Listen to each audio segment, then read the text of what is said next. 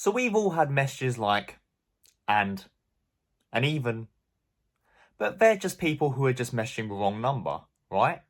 I recently got one of these texts and decided to reply to it, and it led me down a really, really weird and interesting rabbit hole. So about a week ago, I got a random message on WhatsApp out of the blue saying, "Hello, are you Tommy, the tour guide in London?" So the number started with +95, and when I looked it up, that turned out to be the area code for a country called Myanmar. This country formerly was known as Burma, and it is a small country in Asia. So at this point, it was already pretty clear that this was from a scam number. So I decided to reply to them and just see exactly what they wanted. So I replied with, "In a sense, yes. But in a more correct sense, not at all. My name is Danny and I'm not a tour guide. Do live near London though, so 1 out of 3 wasn't too bad." She then apologised and said, "Probably my careless sister gave me the wrong number, hope it didn't bother you." I said, "No problem, if you're ever in Canterbury just outside London, I'd be happy to show you around. Not quite tour guide level, but I'd happily make some stuff up to keep it interesting. Anyway, have a great day, hope you find Tommy." She then said, "Thank you for being a gentleman and a gentleman. Where do you live in the UK? I think you can show me around when I go to England." So this person now knows that I'm not Tommy, yet they still want to message me and in fact now want to meet up with me. So this is obviously all part of their patter. What they're doing is they're trying to create a little flirty relationship in order to entrap desperate, lonely men like, oh. She then tells me that she's from Chengdu, Sichuan, China, which is kind of far away from Myanmar. She also tells me she lives in the hometown of giant pandas, but they're not actually roaming free and they're just in the zoo. What's the fucking point in anything? She then tells me that Tommy was someone who was supposed to show her around when she eventually immigrated to the UK in the new year, claiming that she was coming to London in order to invest in a beauty salon. She then goes on to ask me my age and if I'm married, and then tells me about how she was divorced 2 years ago because her husband cheated on her by sleeping with her best friend. She then goes on to quote Liang Wendao, saying that a woman must have the ability to live a good life by herself and have something that others cannot take away, which is very important. So at this point, it was pretty difficult to discern exactly how much of what she was saying was true and how much of it was just part of her script. For example, was she actually a she? Well, when I reverse image searched her profile picture, it came up with 0 results, meaning that this is likely her. She then asked me my job and if I was married again. Then when I asked if she was working, she told me that she was not and was looking at the trend of international forex, and that's going to come up a lot. She tells me because I am an investor, I have to keep an eye on the trend of international foreign exchange. She then tells me that she keeps pets and has a kitten. I then ask for a picture of the kitten and she sends it. Now, when I reverse image search this picture, it comes up with lots of results. This isn't actually her cat. Marshmallow is likely the actual name of this actual cat. Then she tells me that she's speaking to me on her job number, despite previously saying that she doesn't have a job, and that she would like me to add her on her private number, which she then sends over. So I'm now speaking to her on her private number, which is a +44 number, which means she's now speaking to me on a British phone number. At this point I tell her that I don't even know her name, and she tells me both her Chinese name and her English name. She then asks me what I'm currently up to, and then tells me that she went down to the restaurant for a while to see how many customers were there. And I said, "Why did you do that? Did you get food?" And she said, "I visit the restaurant I own from time to time." She owns a restaurant? Yes, I have invested in a restaurant and a beauty salon in China. I also invest in international foreign exchange in my spare time. We continue messaging and then I realise it's about 9 PM my time, so I say, "What time is it where you are?" She tells me it's 4:50 AM in China. She then asks me what time I go to sleep, I tell her, and then she tells me that she wakes up and goes to sleep at the same time. So for me to go to sleep at 12 at night and then wake up at 8 AM in the morning, she tells me that she wakes up at 4 PM, which perfectly lines up. She then tells me that she's going to go sleep, and then at exactly 8:01 the next morning, I get another message from her saying, "Good morning, a beautiful day begins at this moment."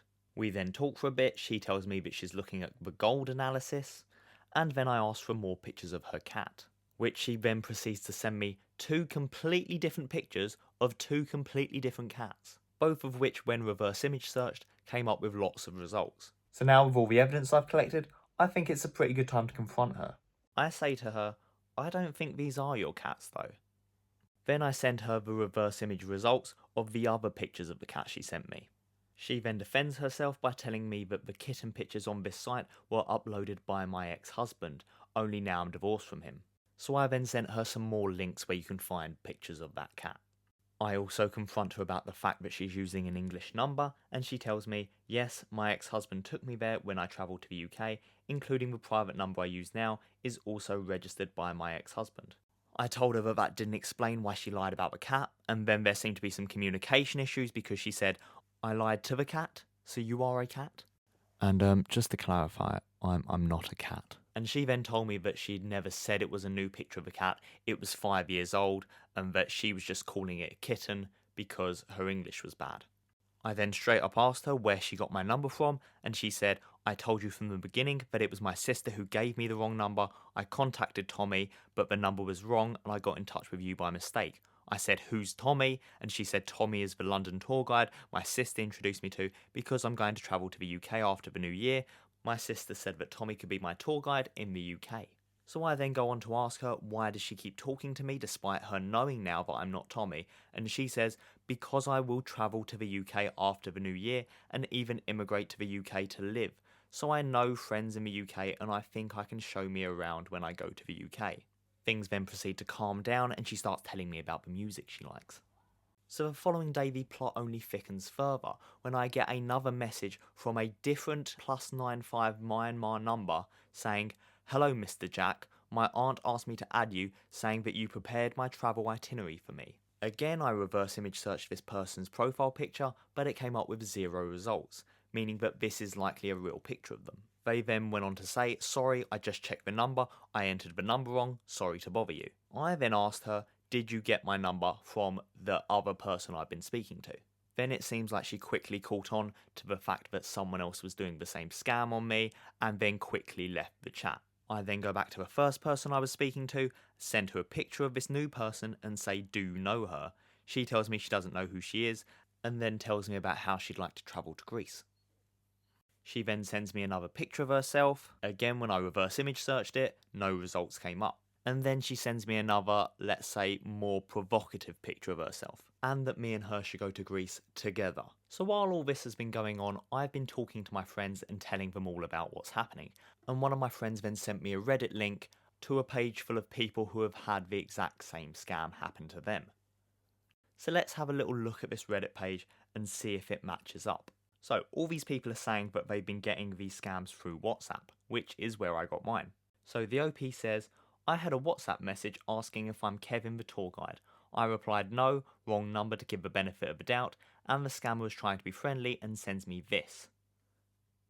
A message saying that this is my business number, here's my personal number, please contact me here. A lot of the comments underneath were saying that this sounds like either a crypto scam, a Skype scam, or a romance scam.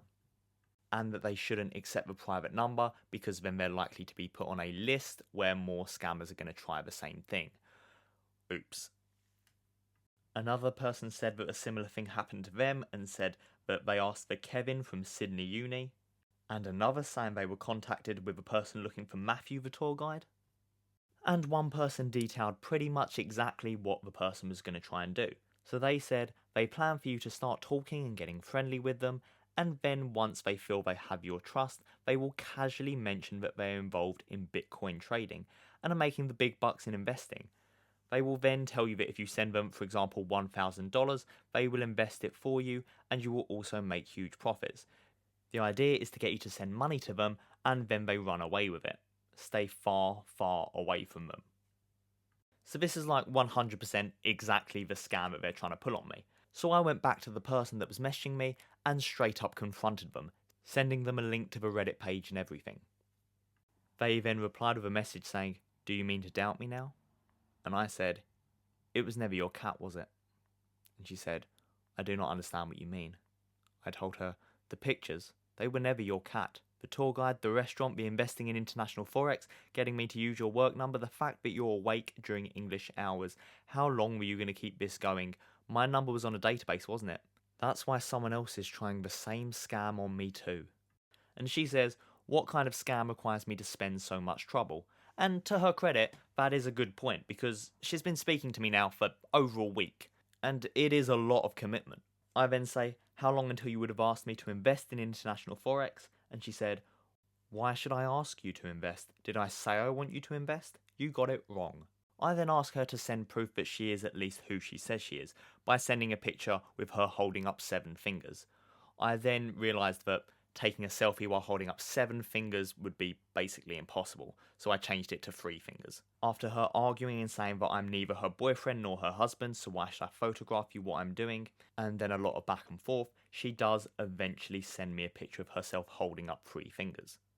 Later on, she then sends me a picture of herself wearing a moisturising face mask, and then talks about how much pressure there is in her country for her to be beautiful. She then asks me what I am doing. I tell her I'm playing some video games. Here's me playing Pedestrian on Xbox Game Pass. Pretty good game, recommend it.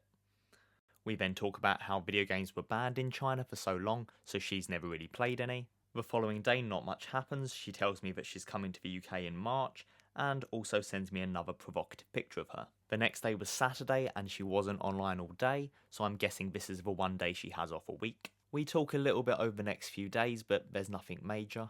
Then one day she eventually asks me what I'm having for lunch. I tell her I'm probably just going to eat a sandwich, and then she asks me why I'm not eating steak. I mean, I don't particularly like steak, but I thought in order to get the whole investment scam thing rolling a bit more, I told her I can't afford steak. She then immediately takes the bait and says I think you can do other work in your spare time to increase your financial income, so you can afford steak.